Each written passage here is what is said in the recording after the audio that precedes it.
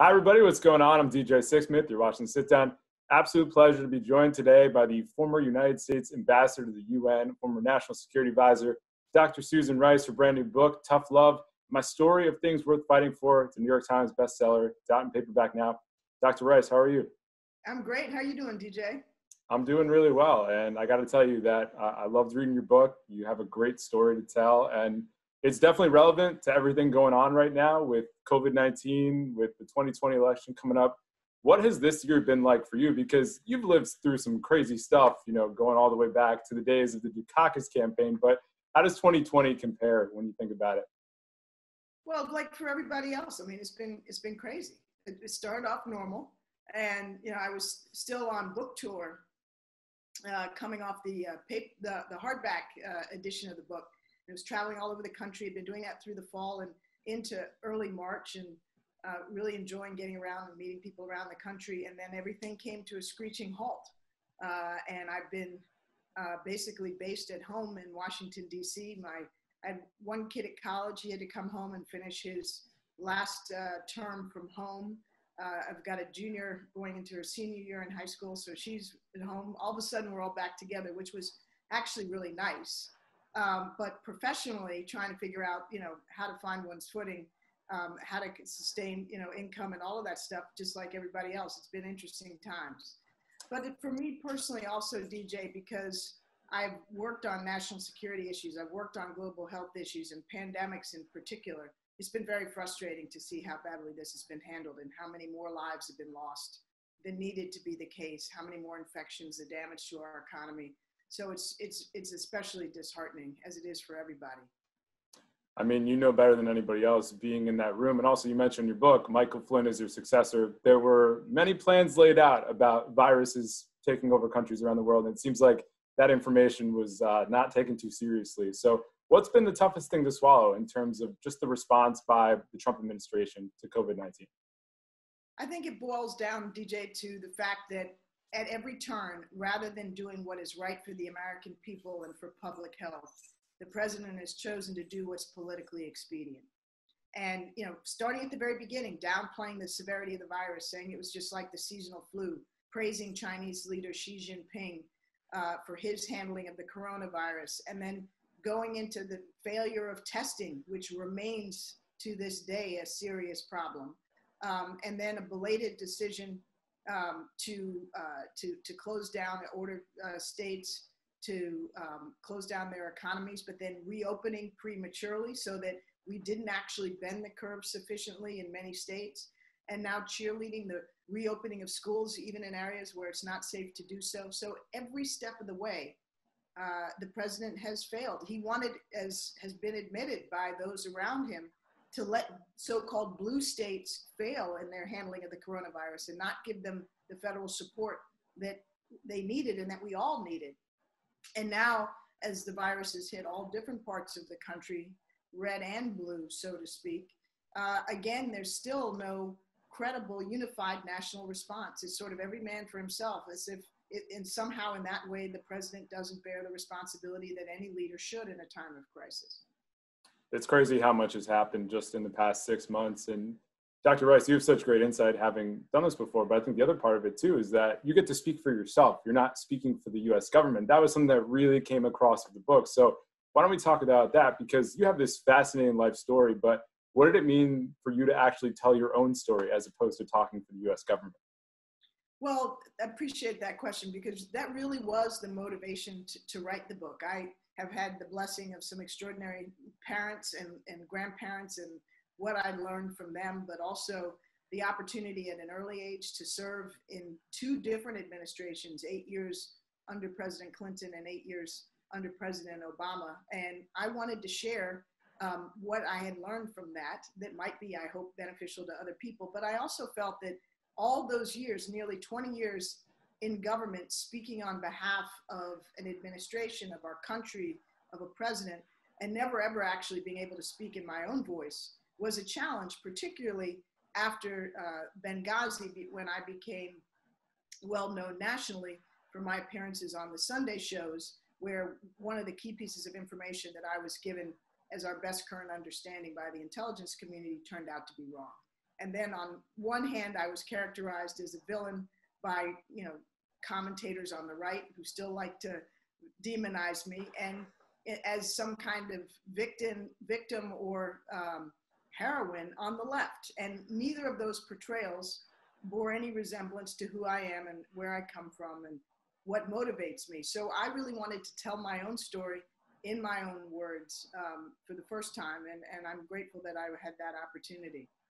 I would imagine it was really therapeutic also, because you go into your parents' divorce, which was really tough and lasted a decade. You go into the fact that your daughter really suffered when everything was happening with Benghazi. So what did you learn as you were reflecting, especially on the family stuff, just thinking about your whole journey here?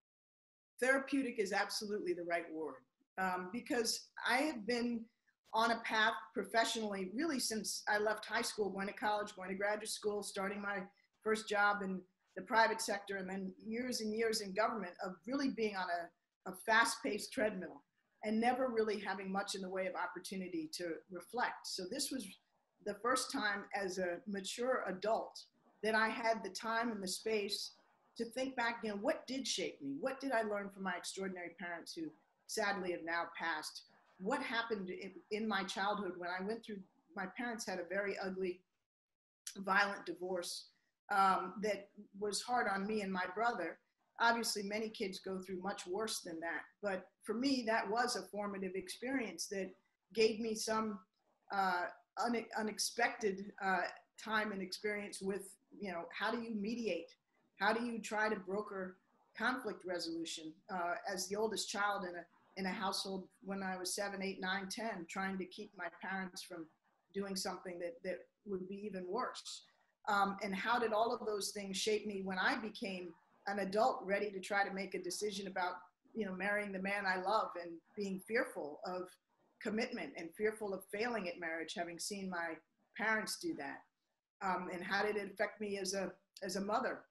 So all of those things were topics that I had time and space to wrestle with and learn from. And the other thing that I learned a lot, DJ, from is, I had the time to think back over my professional life. I started at 28 years old in the White House at the National Security Council during the Clinton administration. I was one of the youngest staffers on the NSC staff, which I later came to run as National Security Advisor many years later under President Obama. And then I was, at age 32, nominated and confirmed by the Senate to be the Assistant Secretary of State for African Affairs at the State Department. That meant I was the senior official responsible for all of our embassies, our personnel, our policies towards sub-Saharan Africa.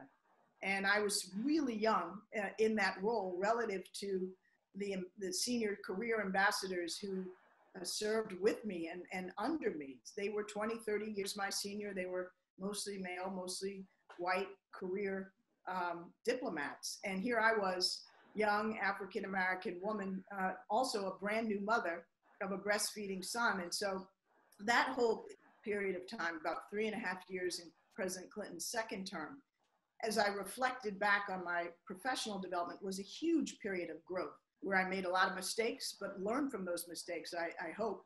And so all of those things, thinking about the personal and the professional things that influenced my development, really was beneficial. And I hope will make me a better leader in the future. No question about it. And I feel like one example in your book that kind of bridges all these different gaps is your story about being at the Cal Stanford, the band is on the field game, because you end up using that later in the Obama administration. So first off, what are the memories from being at that game? And then how do you finesse that into White House lingo all these years later? Well, first of all, I don't know if enough of our listeners are old enough to remember this. This is 1982. Yep. November, big game between Stanford and the University of California, Berkeley, Cal. And, Stanford Cal is the ultimate rivalry within the Pac-12 on the West Coast. And this year's game was over at Berkeley. And so as a freshman in college with my senior boyfriend, who's now my husband, we schlepped across the bay and went to the game. And it was a great game until the very end, where Stanford came back. They scored a touchdown. They were kicking off to Cal. And Cal did this unbelievable series of laterals on the return so that, they kept running and running and running, and more laterals and more laterals. And they ran through the band that had swarmed on the field, the Stanford band, knocked over a trombone player and scored a touchdown.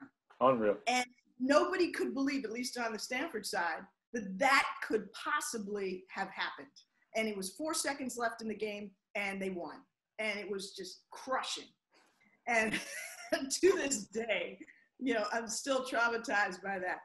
And so it was actually not yet in the Obama administration. It was during the Obama campaign in 2007, when President Obama was thinking at the end of that year, going into the main year of 2008, where the campaign would hit its real stride, of taking a trip to Europe and demonstrating that he had, the necessary foreign policy knowledge and background to be taken seriously as a presidential candidate, because people doubted that. He was relatively new to the Senate, had come out of the state legislature in Illinois, etc.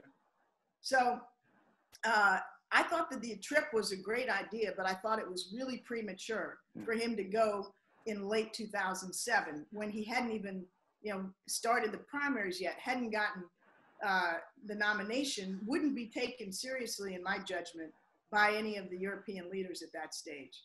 And so we were having this big argument on a conference call with then Senator Obama and his senior political advisors. And then there was me and a guy named Tony Lake, who was a former national security advisor, was also a senior foreign policy guy on the call. And Tony and I were arguing that this was a great idea, but it was premature, and nobody was really listening. And finally, as the only woman on the call, I said to these guys, I said, look, this would be like running the Cal play through the Stanford band at halftime rather than at the end of the game.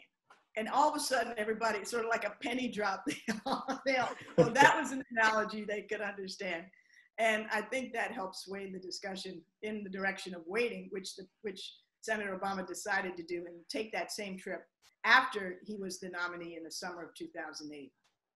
Yeah, that ended up working out for him. So I'm glad you said that. And one of the consistent themes of your story is that you're willing to tell people the tough information they need to hear. I mean, even going back with Senator Barack Obama, you meet him in the mid 2000s, and you're a very early supporter of him. And you had your ties with the Clinton administration. You ride with President Obama. Your dad wasn't necessarily somebody who was all in on Obama initially, but what does it mean to you that you were early on that whole deal and you got to see it through all the way to the end with Barack Obama? Well, it was a great pleasure and privilege to be able to be part of that experience from the outset. I saw then Senator Obama as somebody who had, an enormous future, and somebody who I could really relate to. We're close to the same age. He's about 3.5 years older than me, just like my husband. We have, similar life experiences in many ways. And we had a similar outlook on the world and on our country and on what a presidency under his leadership could accomplish. And so I was lucky in that regard. But this whole business of, trying to tell people the truth, even if it may not be the truth they want to hear, is really the whole theme of tough love. Tough love means loving fiercely, but not uncritically. It's telling and being willing to be told the hard truths that you need to hear to grow, to thrive. That's what my parents did to me. They called it straight. And if I was screwing up, they'd be the first to tell me. I've tried to raise my kids that way, and it's how I've tried to serve in government. So, and the thing that I so admire, one of the many things I so admire about President Obama and Joe Biden also, with whom I work very closely, is that these were folks that were willing to hear tough messages, even if they weren't the messages that they wanted. And contrast that with what we have now. You can't deal with the hardest issues that the country faces, whether they're national security issues or domestic issues, if you're only willing to hear good news or what is on your playbook or in your script, as opposed to what you need to know to govern effectively. I think another really interesting part of your story is that you reflected on moments where things didn't go according to plan. So there was the East Africa situation, there was the Benghazi situation, and that conversation you had with a Fox producer to be like, why did I become this target of the right? Like, how does this happen? What did that do for you to have that conversation? Because obviously, the games of politics, but what did that conversation reveal in terms of why you became such a big target, even 8 years later, that people still reference that when it comes to your name? Well, there are different interpretations. I was fortunate to, long after I left the Obama administration, to be able to have a private conversation with a Fox News producer who used to produce on an important show on Fox where I had been a frequent target. And I asked, what is it about me and my appearances that took me to a sort of particular level in the pantheon of Fox villains that they continue to recycle? And, his explanation, which I give significant credence to, but I'm not sure I believe it's the entirety of the explanation, was that, Fox News thrives on making their viewers angry. And that anger that they instinctively understand and easily generate is what keeps the viewers watching.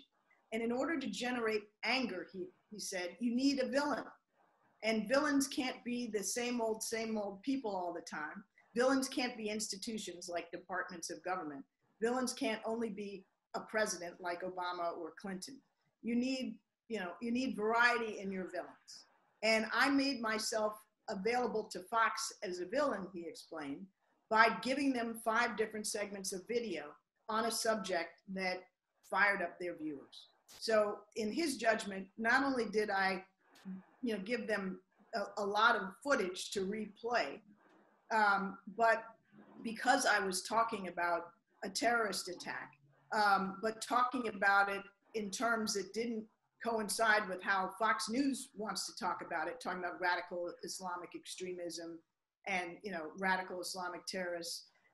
And I also explained, which got misinterpreted, that the violence that happened in Benghazi was a copycat initially of what had happened the day before in Cairo, and that what had happened in Cairo had been inspired by this video that had been viewed by many people around the Arab and Muslim world and viewed as offensive. I didn't say that the video caused the violence in Benghazi, but by the time everybody had replayed it and spun it, that's what they heard. And so in any event, I gave Fox grist for their mill to generate anger. And then he explained that once you have created a villain, that villain is very convenient to reprocess and recycle, ad nauseum, which is, I think, why I still make the greatest hits reels at Fox on a almost daily basis, even today. It's quite an honor to have. I think that's probably a small group of people. And I feel like Joe Biden and Kamala Harris will probably be in that group going forward. And you've known Joe Biden since he was riding the rails way back in the day. When you think about him as a president, Kamala Harris as a vice president, what's most important for them in the 70 some odd days that we have until the election? Well, what's most important for them is to be talking about the concerns of the American people. And that boils down in this moment to the pandemic and the economy and to kids not being able to go back to school. Those are the core issues that are affecting Americans across this country. And being very clear that they have concrete plans to deal with each of those challenges. And they do. Joe Biden's laid out very detailed economic plan, very detailed set of plans to deal with the pandemic. And those are the prerequisites to being able to enable our kids to go back to school. So to me, what they need to do, and what I'm confident they will do, is stay focused on how they're going to help people in this really deep, desperate time of need, and not be distracted by Donald Trump's, dystopian view of America as, on the verge of being overrun by immigrants or black and brown people, or, whatever his fear mongering of the day might be. That's the only way I think Donald Trump feels, particularly in the context of an economic crisis and a pandemic, that he can rally his base. And so it's not that different really than what we were describing as the Fox effect. Get people angry, get them fearful, and distract them from the things that actually matter most to them as well as to every other American. Before I let you go, Ambassador Rice, I want to ask you about Madeline Albright. I know she's been a super important person in your life. What is the most valuable thing you've learned from her over all these years? Well, Madeline Albright, as I explained in Tough Love, is somebody that I've been lucky to know since I was a child. And long before she was Secretary of State or UN ambassador or anything fancy, she was another mom of kids that I went to school with. And my mom and her mom became friends because they worked together in doing stuff for our school.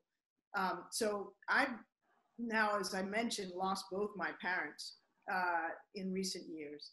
And in many ways, she's one of the closest things I still have to a mom. And then, you know, later in life, she became a mentor and my boss and a colleague.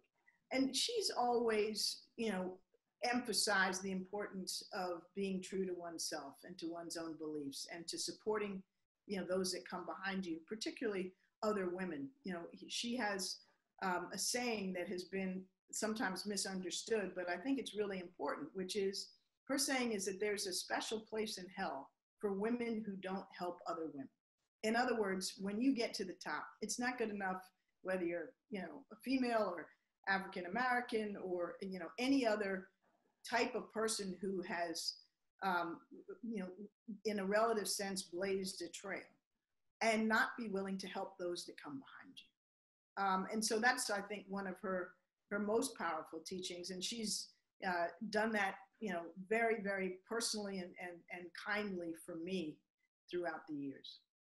Dr. Rice, what do you think your parents would have thought about you being a VP candidate if they were still around?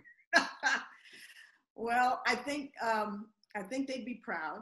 I think they'd be a little bit nervous.